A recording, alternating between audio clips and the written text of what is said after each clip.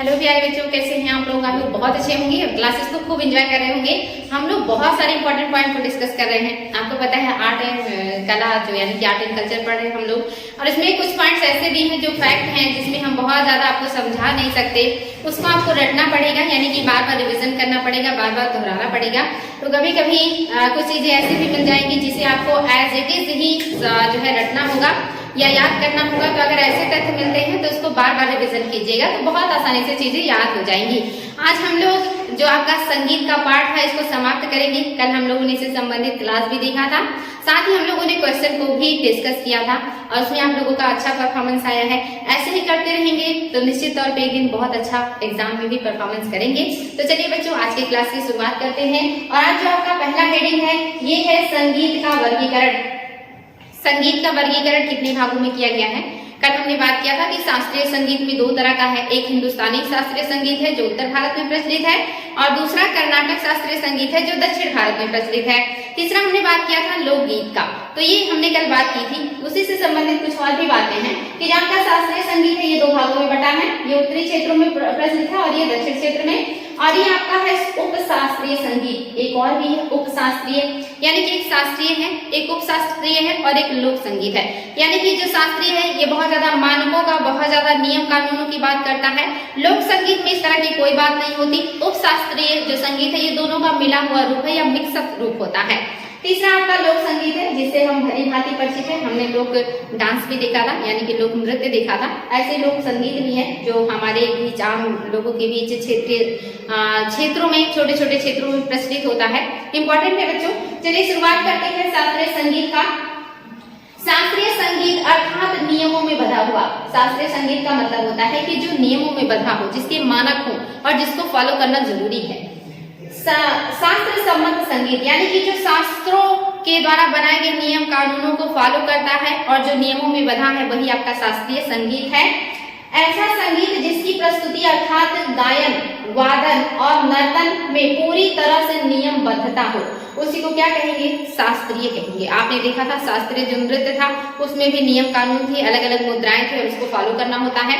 ऐसे ही अगर शास्त्रीय वादन है तो उसमें भी इस तरह के नियम होते हैं, और अगर शास्त्रीय गायन है तो उसमें भी उन सारे नियमों का पालन करना होता है। शास्त्रीय संगीत की शैली में ध्रुपद प्रमुख है, यानी कि जो आपका शास्त्रीय संगीत है इसमें ध्रुपद जो है ये सबसे ज्यादा मेन है। इसके अलावा ख्याल भी है, तराना भी है, ये भी आपके शास्त्रीय संगीत के ही पार्ट है। आगे है इसके अलावा इसमें ख्याल, धमाल, जो है चतुरंग, तराना, त्रिवट, रागमाला, लक्ष्मण गीत आदि शैलियां भी शामिल हैं। लेकिन सबसे ज्यादा जो इम्पोर्टेंट है या जो एग्जाम में बनता है या जो हमें ज्यादा देखना होता है उसमें आपका ख्याल है, तराना है और आपका है ध्रुपद। ये तीन चीजें जरूर याद रखेंगे। एक तो ध्रुपद ये सबसे मेन है, दूसरा जो है इम्पोर्टेंट वो है आपका ख्याल, और तीसरा जो इम्पोर्टेंट है वो है तराना। बाकी भी है लेकिन ये इतने इम्पोर्टेंट नहीं है, इनको एग्जाम में नहीं पूछता है। तो आगे देख लेते हैं बच्चों जो आपके शास्त्रीय संगीत है कौन कौन से संगीत हैं। तो आपका है ध्रुपद। इसका अर्थ है निश्चित नियम वाला, जो अटल हो, जो नियमों से बंधा हो, वही क्या है? ध्रुपद है। यह एक प्राचीन शैली है। इसका प्रचलन मध्यकाल में अधिक था, यानी इसका जो प्रचलन है यह मध्यकाल में अधिक देखने को मिलता है। और मध्यकाल आप जानते हैं कि हमारे यहाँ जो अरब आक्रमण हुआ था और उसके बाद जो उनका शासन है इसी को मध्यकाल कहा जाता है, और इसी दरमियान ध्रुपद का सबसे ज्यादा विकास हुआ है। ये चीज याद रखेंगे। यह आलाप मंत्रों से लिए गए संस्कृत अक्षरों पर आधारित है। आपका जो ध्रुपद है मध्यकाल में अधिक था इसका प्रचलन। यह आलाप मंत्रों से लिए गए संस्कृत अक्षरों पर आधारित होता है, यानी कि जो ध्रुपद है इसमें जो आलाप अक्षर होते हैं ये संस्कृत शब्द पे आधारित होते हैं। ये चीज याद रखेंगे कि ध्रुपद का जो आलाप मंत्रों से लिए गए संस्कृत अक्षरों पर आधारित होता है। प्राचीन काल में ध्रुपद गायन को कलावंत कहा जाता था। प्राचीन काल में जो लोग ध्रुपद का गायन करते थे उनको कलावंत कहा जाता था। ये चीज याद रखेंगे। कलावंत किसे कहा जाता था? जो प्राचीन समय में ध्रुपद का गायन करते थे उनको कलावंत कहा जाता था। इंपॉर्टेंट है, ये तथ्य याद होना चाहिए आपको। नेक्स्ट जो है आपका शास्त्रीय संगीत वो है ख्याल। जहाँ एक और ध्रुपद विशुद्ध भारतीय संगीत है, वही ख्याल शैली में भारतीय और फारसी शैलियों का मिश्रण है। यानी कि भारतीय और फारसी शैलियों का मिश्रण किसमें होता है? ये आपका ख्याल में होता है। माना जाता है कि बहुमुखी प्रतिभा के धनी अमीर खुसरो, ये नाम याद रखिएगा, ने ख्याल गायकी का परिशोधन किया है, यानी कि उसको अभी बेहतर बनाया है, उसको अभी अच्छा किया है, परिष्कृत किया है। किसने किया है? अमीर खुसरो ने। तत्कालीन मुगल बादशाह, ये नाम याद रखेंगे, मोहम्मद शाह। रंगीला के दरबार में आधा रंग और सदा रंग नाम के दो व्यक्ति भी थे जो ख्याल गायकी के से संबंधित थे, और इन्होंने बहुत सारी पुस्तकों की रचना भी की है जो ख्याल पर आधारित है। तो एग्जाम में अगर क्वेश्चन बन जाए कि आधा रंग और सदा रंग किस शासक के दरबार में है, तो मोहम्मद शाह के दरबार में है। और मोहम्मद शाह को किस नाम से जानते हैं? रंगीला के नाम से जानते हैं। और सदा रंग का क्या नाम है? और आधा रंग का ये भी याद रखें, आधा रंग को फिरोज खां और सदा रंग को नियामत खां कहा जाता है। ये सारे पॉइंट्स वेरी वेरी इंपॉर्टेंट है आपके ख्याल से। ये जितने भी पॉइंट्स हैं जिसमें आपका देखेंगे, आपका ये जो ख्याल है ये भारतीय और ईरानी यानी कि फारसी शैलियों का मिश्रण है।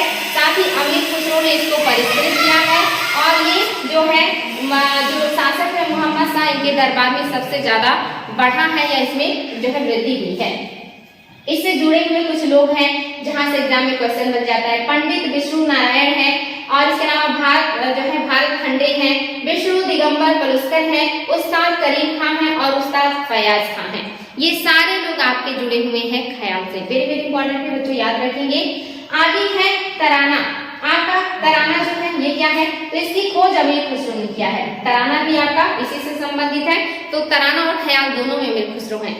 खोज तराना की अमीर खुसरो ने किया है, और परिष्करण किसका किया है? ख्याल किया है, यानी कि एक को बढ़ावा दिया है, बेहतर किया, और एक का आविष्कार किया है। तो आविष्कारक किसके हैं? तराना के हैं।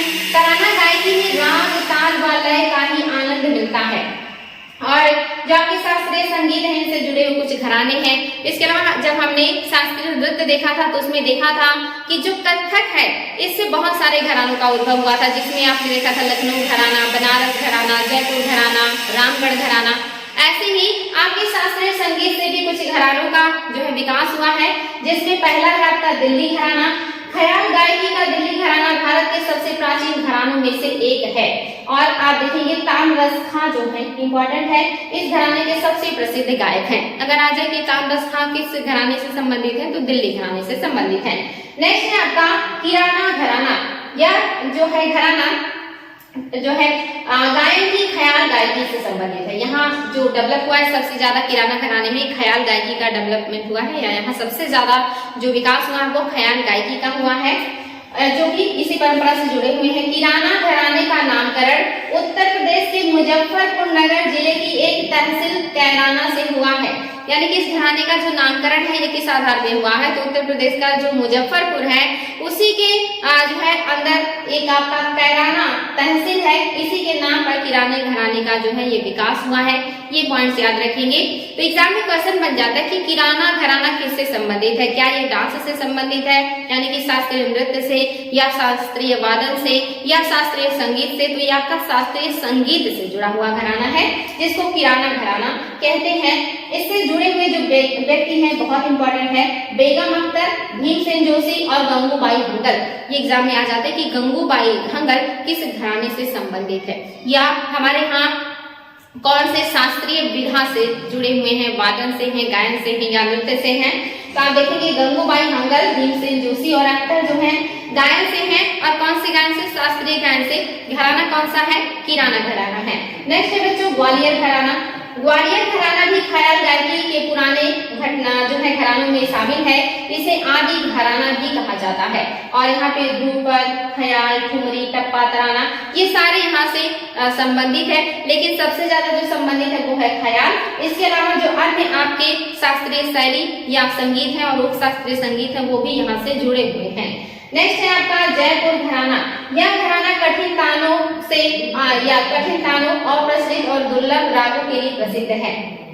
अगर एग्जाम में क्वेश्चन बन जाए कि कौन सा घराना है जो कठिन तालों से और अप्रचलित रागों से संबंधित है, तो आपका जो हो जाएगा वो जयपुर घराना हो जाएगा। वेरी वेरी इंपॉर्टेंट है ये। इसमें ज्यादातर जो कठिन ताल होते हैं उनका उपयोग किया जाता है, और ऐसे राग जो प्रचलन में ना हो ऐसी चीजों का भी यहाँ पे प्रयोग किया जाता है। आगरा घराना। यह घराना श्रृंगार, प्रेम और भक्ति के लिए विशेष रूप से जाना जाता है। आगरा आप जानते हैं यमुना नदी के किनारे है और इसी के आसपास मथुरा और आपका वृंदावन है। तो जाहिर सी बात है इन क्षेत्रों में जो विकास होगा गायन का, उसमें कहीं ना कहीं प्रेम का, श्रृंगार का, भक्ति का असर होगा। तो आप यहाँ देखेंगे आगरा घराना जो है श्रृंगार, प्रेम और भक्ति के लिए विशेष रूप से जाना जाता है। संभवतया इसी कारण इसे रंगीला घराना भी कहा जाता है। तो कभी ये बन जाए कि रंगीला घराना किसे कहते हैं, तो आपके आगरा घराने को भी रंगीला घराना भी कहते हैं। और नेक्स्ट जो है जो सबसे ज्यादा इंपॉर्टेंट है और सबसे ज्यादा एग्जाम में क्वेश्चन जहां से बनते हैं वो आपका है बनारस घराना। और बनारस घराना आप जानते हैं शास्त्रीय नृत्य से भी जुड़ा हुआ था। कथक में जो आपका घराने है उसमें से बनारस घराना भी था। तो जो बनारस घराना है यहाँ पे गायन भी संबंधित है, यहाँ से वादन भी संबंधित है और यहाँ से आपका नृत्य भी संबंधित है। तो ये जो आपका बनारस घराना है तीनों के लिए प्रसिद्ध है। यह घराना गायन, वादन और नृत्य कलाओं के लिए प्रतिष्ठित है। शास्त्रीय गायन की शैली ख्याल के साथ साथ यह घराना ठुमरी गायन के लिए भी प्रसिद्ध है, यानी कि ठुमरी और ख्याल दोनों यहाँ से संबंधित हैं। रामदास जी पंडित छोटे, रामदास जी पंडित महादेव प्रसाद मिश्र, पंडित राजन और साजन मिश्र जैसे दिग्गज गायकों का इसी घराने से संबंध है। इसके अलावा रसूलन बाई, बड़ी मोती बाई और सिद्धेश्वरी देवी, छन्नूलाल मिश्र और कलाकार, ऐसे जो कलाकार हैं किससे संबंधित है, ठुमरी गायन से संबंधित है। याद रखेंगे छन्नूलाल मिश्र का नाम, सिद्धेश्वरी देवी और मोती बाई, ये सारे लोग रसूलन बाई ठुमरी गायन से संबंधित है। वेरी वेरी इंपॉर्टेंट है। इसके अलावा उस्ताद बिस्मिल्लाह खां और पंडित राम सहाय मिश्र शहनाई वादन से संबंधित है। बिस्मिल्लाह खां का नाम तो आपने सुना ही होगा। इसके अलावा राम सहाय मिश्र, ये दोनों लोग शहनाई वादक हैं और किस घराने से संबंधित है, बनारस घराने से संबंधित है। और कभी क्वेश्चन आ जाए कि रसूलन बाई, सिद्धेश्वरी देवी, छन्नूलाल किससे संबंधित है, बनारस घराने से संबंधित है। लेकिन ये किस कला विधि से संबंधित है, तो ठुमरी गायन से संबंधित है। Sitara Devi, very very important, इस घराने की ख्याति प्राप्त नृत्यांगना है, यानी कि डांसर है, बहुत ही ज्यादा विख्यात है ये, जिनका नाम है जो है सितारा देवी। एग्जाम में आता है कि सितारा देवी किस घराने से संबंधित है, या सिद्धेश्वरी देवी किस घराने से संबंधित है, या छन्नूलाल किस घराने से संबंधित है। तो इनके नाम एग्जाम में आते रहते हैं बच्चों, तो ये नाम आप लोग याद कर लीजिएगा कि ये किस घराने से संबंधित है। और ये आपकी जो बिस्मिल्लाह खां है ये भी बहुत ही ज्यादा इंपॉर्टेंट है, जो शहनाई वादक है और इन्हें ही शहनाई का एक तरीके से कहिए कि पिता, जनक या सम्राट कहा जाता है। ये सारे पॉइंट्स आप लोगों को याद रखना है। आगे जो है वो है हिंदुस्तानी तथा कर्नाटक पद्धति में अंतर, यानी कि जो हिंदुस्तानी शैली है ये उत्तर भारत में प्रचलित हुआ है और जो कर्नाटक शैली है दक्षिण भारत में प्रचलित हुआ है। और जब भी इस तरह से उत्तर और दक्षिण में किसी चीज का प्रचलन होता है तो दोनों में कुछ न कुछ अंतर पाया जाता है, कुछ मूलभूत जो बदलाव रहता है दोनों में वो हमें देखना है, जहां से एग्जाम में क्वेश्चन बन जाते हैं। तो चलिए देखते हैं बच्चों हिंदुस्तानी शैली और कर्नाटक शैली में क्या अंतर है। तो हिंदुस्तानी संगीत जो है ये 10 थाटों से और रागों की उत्पत्ति मानी जाती है, यानी कि यहाँ जो 10 थाट हैं इन्हीं से रागों की उत्पत्ति हुई है हिंदुस्तानी शैली में। और आप देखेंगे जो आपके कर्नाटक संगीत है इसमें 72 मेलों से रागों की उत्पत्ति हुई है, इसमें 72 मेल है और उससे रागों का निर्माण हुआ है। नेक्स्ट जो है इसमें हिंदी, उर्दू, पंजाबी, ब्रज, मराठी आदि भाषाओं का प्रयोग हुआ है। जो आपका हिंदुस्तानी शैली है इसमें हिंदी, मराठी, ब्रज ऐसी शैलियों, ऐसी भाषाओं का उपयोग किया गया है। लेकिन जो आपका कर्नाटक शैली है इसमें कन्नड़, तमिल, तेलुगु और मलयालम भाषाओं का प्रयोग किया गया है, जिसको हम द्रविड़ भाषा कहते हैं। इन्हीं भाषाओं का उपयोग आपके कर्नाटक शैली में किया गया है। कर्नाटक संगीत शैली जो है ये द्रविड़ भाषा से संबंधित है। नेक्स्ट है आपका इसमें आवाज लगाने की शैली खड़ी, दानेदार, खटकेदार होती है, जबकि कर्नाटक शैली में आवाज लगाने की जो शैली है ये कैसी है, मीड युक्त है।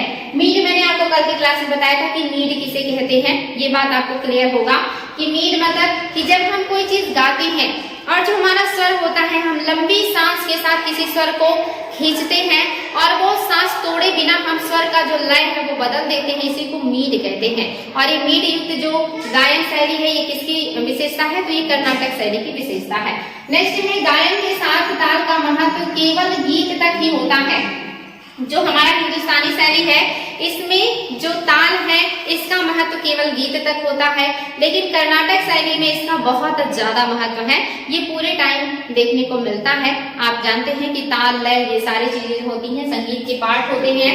हिंदुस्तानी संगीत पर अरेबियाई, ईरानी, तुरानी, अफगानी प्रभाव देखा जा सकता है। जो आपका हिंदुस्तानी शैली है ये उत्तर भारत में विकसित हुआ है और आप जानते हैं कि उत्तर भारत में ही सारे विदेशियों का आक्रमण हुआ है, जिसमें अरेबियन भी है, जिसमें ईरानी भी है, जिसमें तुरानी भी है और इसमें अफगानी भी है। तो इन सारे लोगों का जब आक्रमण हुआ और उन्होंने हमारे उत्तर क्षेत्रों पर अपना अधिकार स्थापित किया, तो वहाँ की जो शैलियां थी, चाहे वो संगीत की हो, नृत्य की हो या जो भी हो, उन्होंने उत्तर भारत की जो शास्त्रीय संगीत है उसको प्रभावित किया। और आप जानते हैं उत्तर भारत में जो शास्त्रीय संगीत है वो आपका हिंदुस्तानी शास्त्रीय संगीत है, इसीलिए इस पर इन सभी विदेशी चीजों का प्रभाव देखने को मिलता है। वहीं जो आपका कर्नाटक शैली है ये दक्षिण का है और ये पूरी तरह से देसी है, इस पर इस तरह की किसी भी चीजों का प्रभाव देखने को नहीं मिलता है, क्योंकि चाहे वो अरेबियन हो या वो ईरानी हो, तुरानी हो, अफगानी हो, इन सब का जो असर है वो दक्षिण में देखने को नहीं मिलता है। इनका जो क्षेत्र था ये उत्तर में ही सीमित था। इस वजह से जो कर्नाटक शैली है पूरी तरह से शुद्ध देसी शैली है और आपकी हिंदुस्तानी शैली पर इन सभी विदेशी देशों के जो कल्चर है उनका प्रभाव देखने को मिलता है।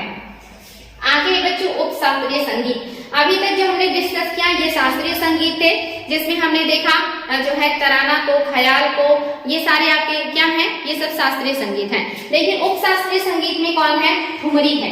इसमें रस, रंग और भाव की प्रधानता होती है, अर्थात राग की शुद्धता की तुलना में भाव, सौंदर्य को ज्यादा महत्वपूर्ण माना जाता है।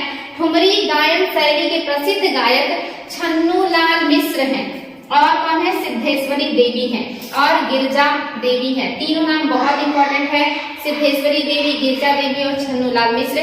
हालांकि ये लोग बनारस घराने से जुड़े हुए हैं, लेकिन इनकी विधा क्या है गायन की, तो ये ठुमरी गायन से जुड़े हुए हैं। नेक्स्ट है टप्पा। टप्पा भारत की प्रमुख पारंपरिक संगीत शैली में से एक है। इसे पंजाब के ऊंट हाँकने वाले गाते हैं।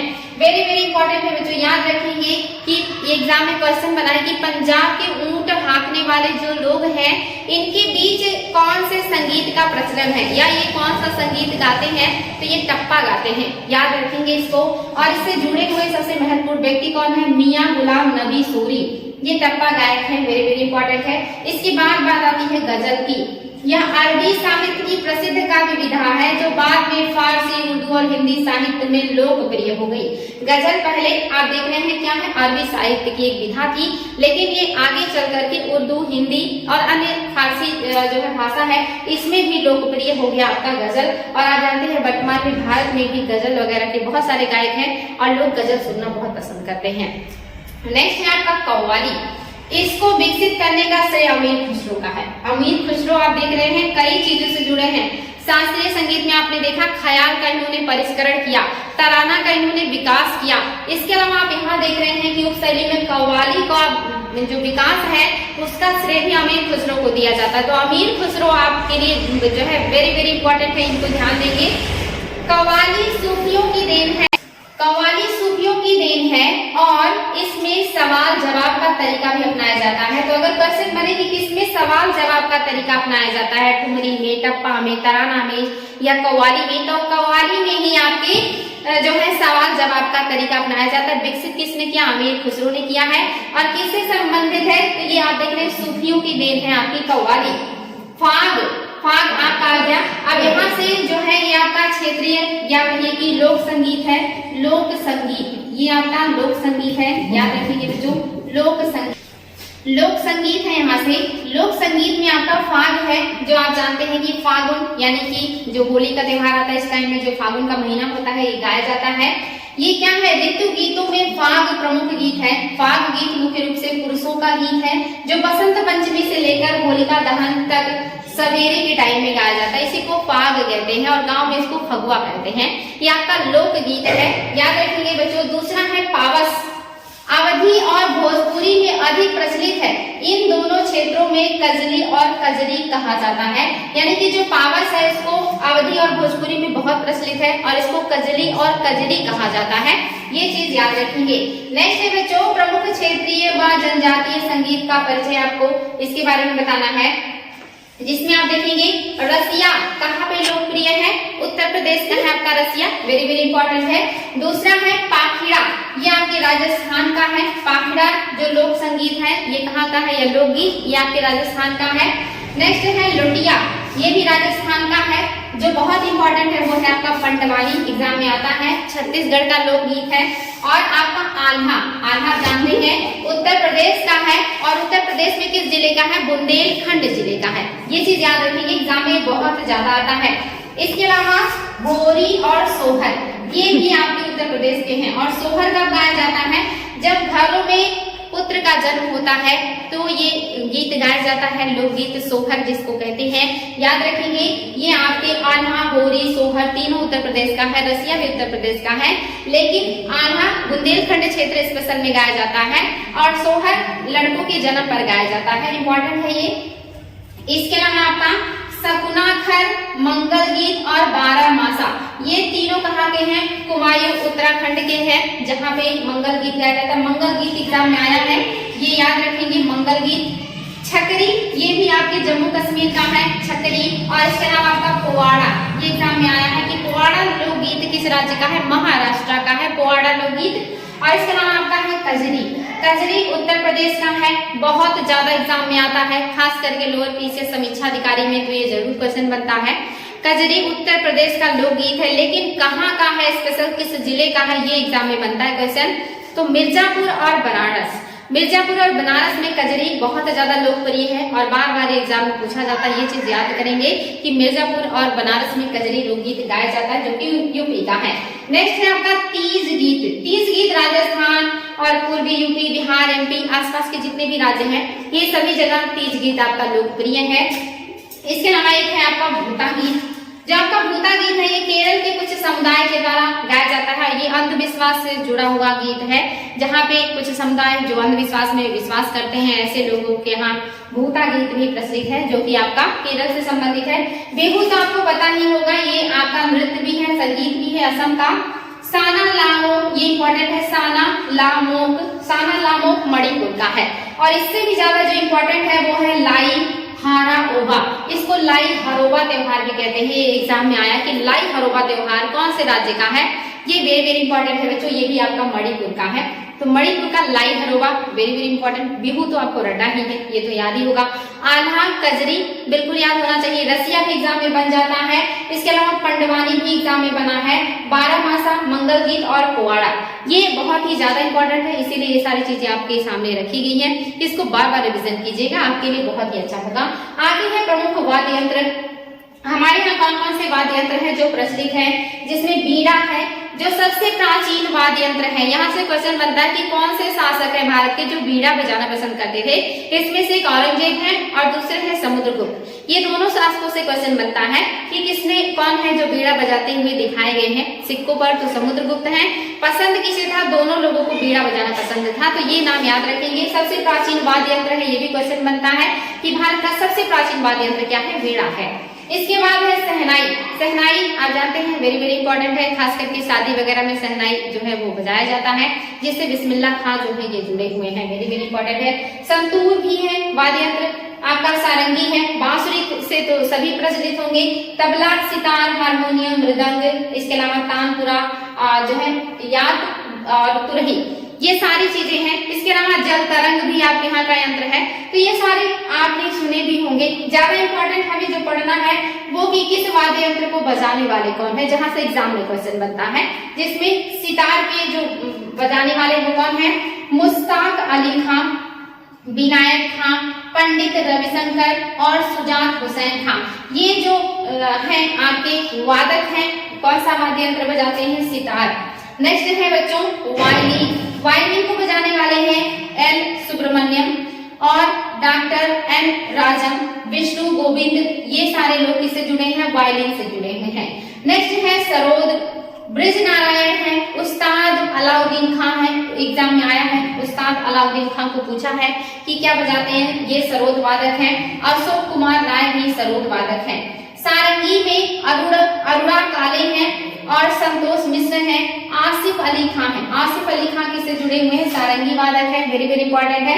नेक्स्ट है आपका तबला वादक, ये सबसे ज्यादा इंपॉर्टेंट है।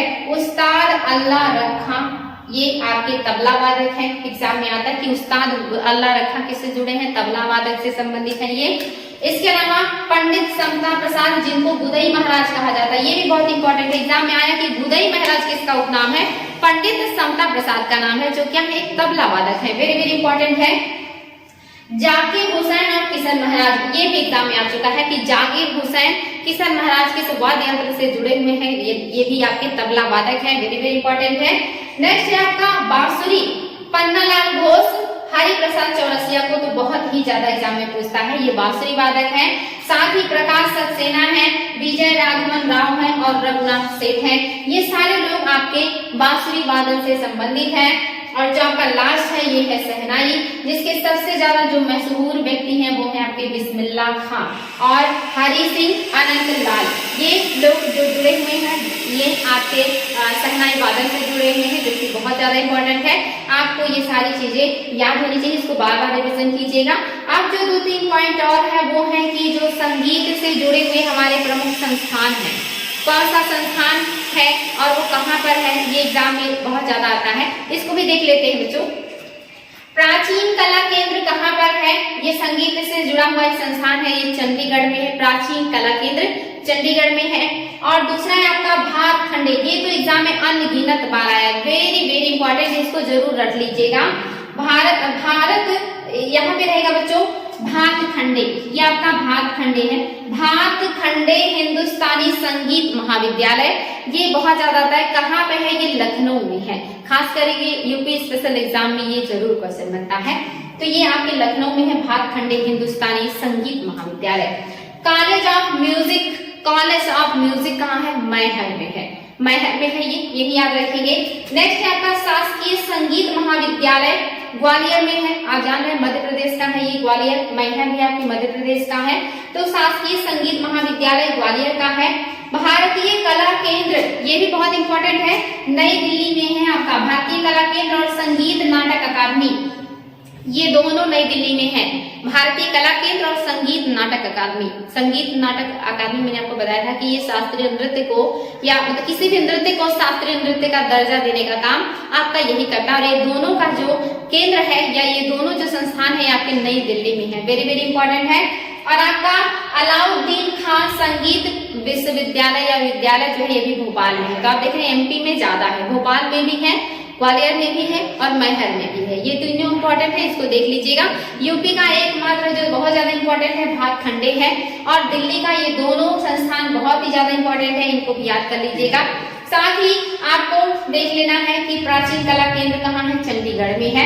तो ये जितने ज्यादा महत्वपूर्ण थे वही मैंने आपको बताए हैं, आपके सामने डिस्कस किए हैं। इसके अलावा ऐसे बहुत सारे और संस्थान हैं, लेकिन वो उतने इंपॉर्टेंट नहीं है या एग्जाम में वहां से अभी तक क्वेश्चन नहीं बने हैं, इसलिए वो आप लोगों के लिए मैं नहीं लेके आई। जो ज्यादा इंपॉर्टेंट है, जो आपके लिए जाना जरूरी है, वो सारे पॉइंट्स आप लोगों के सामने रखे गए हैं, इसको बार बार रिविजन कर लीजिएगा। और जब हम इसका क्वेश्चन आप लोगों को जो है उपलब्ध कराएंगे तो इसमें प्रैक्टिस कीजिएगा और देखिएगा कि आप कितना क्वेश्चन सही कर पा रहे हैं। अगर आप अभी से बेहतर परफॉर्मेंस करेंगे तो आप निश्चित तौर पे एग्जाम में अच्छा परफॉर्मेंस करके आएंगे। तो आज के लिए इतना ही बच्चों, नेक्स्ट डे हम फिर क्वेश्चन की क्लास में मिलेंगे। Thank you.